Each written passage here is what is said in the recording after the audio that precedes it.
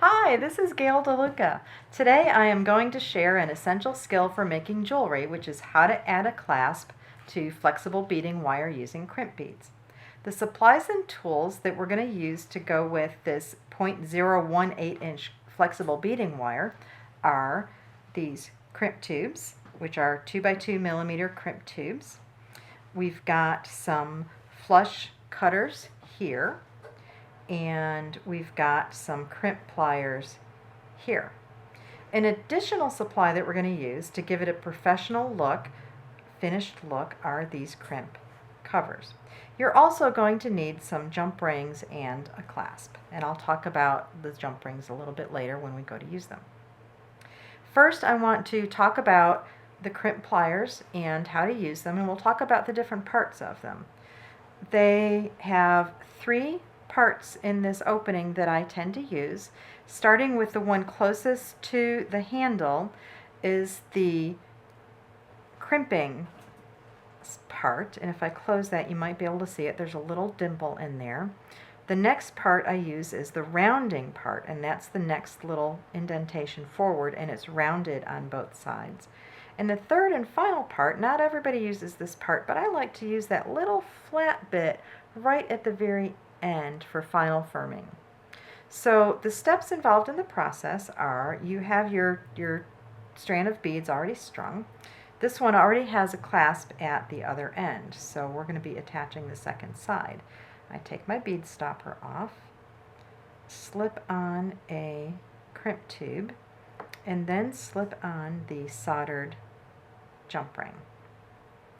And then I string the wire back through the crimp tube. And now I'm going to gently snug that so it slides all the way down to the other strand of the beads. And that's going to form a little loop around my soldered jump ring. And as I do this, I'm just adjusting a little bit as I go because I do not want to leave any slack in this necklace. So it looks good. And I've got a little bit of a loop here. You can tighten it up a little bit if you want to, but you don't have to. And now I'm going to take the crimp tool, and we're going to use that first part again that I talked about earlier, which is toward the handle side, that little dimple, and this is the part that actually makes the crimp or the dent. And I'm going to see if I can hold this facing the camera so you get a good look at it. Maybe we'll get that jump ring out of the way there.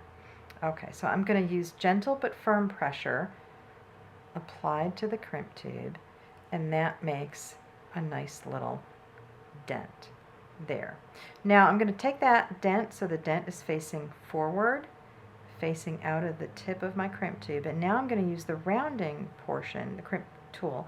I'm going to use the rounding portion of the crimp tool. Drop it down. There you go. Okay.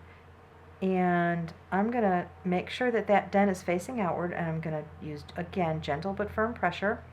And, oops, if you don't get it lined up so that it's nice and vertical, sometimes that will happen.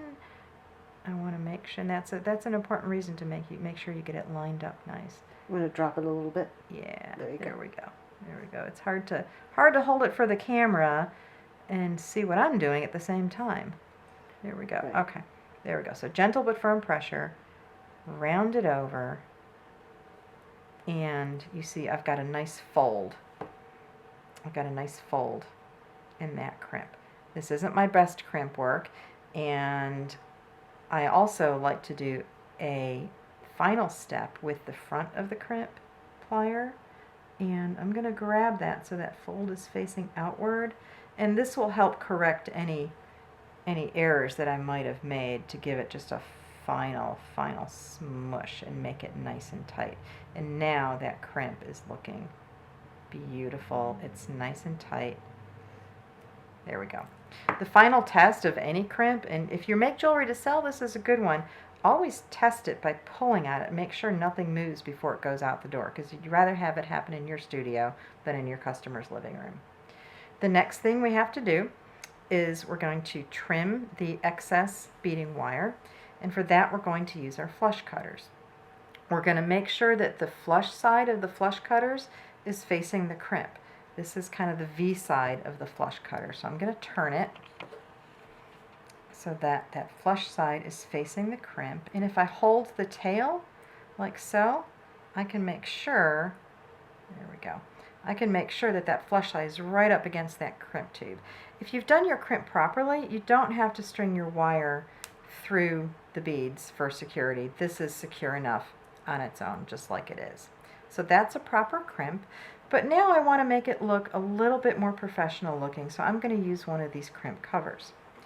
And I can take either a pair of pliers or my crimp tool, my crimp pliers, and place the crimp cover in the crimp tool. Sometimes this can be a little, there we go, just like so. And I let go. Try this again. There we go. And a crimp bead is simply a seamed bead where the seam has been split open. So now we're going to close that seam back up and make it look like a plain bead again. So I'm going to put that right over the crimp, very gently this time closing it. We're not using pressure like we are on the crimp itself. We just want to gently close that and reform it into a nice round bead. And if you come at it from different directions to get there, that is just fine. It's not always going to happen in one smooth motion. And there you have the finished crimp with crimp cover. Now to add your clasp, you can simply open a jump ring and attach any clasp you'd like. Thanks again for watching. This is Gail DeLuca of White Fox Beads.